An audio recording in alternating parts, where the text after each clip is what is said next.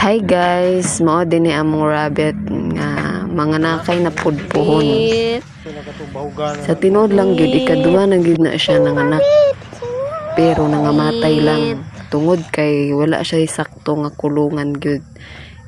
Kadtong mga anak niya nangamatay tungod kay lamigason. Katabi tay ang kulungan nga kahoy. Lamigason gyud didto sila. Bisag unsaon na bisag ilahi na namo butang namo sa karton bisan asa na namo butang lamigason gyud sila.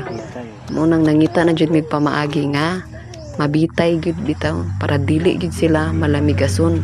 Luoy man gud kaayo ang mga baby nga pamaakon lang ba paingan mo nang kana siya nahilabtan naman na siya sa lalaki nga rabbit mga halos isa ka bulan naman naguban sila so ilahin na namo siya.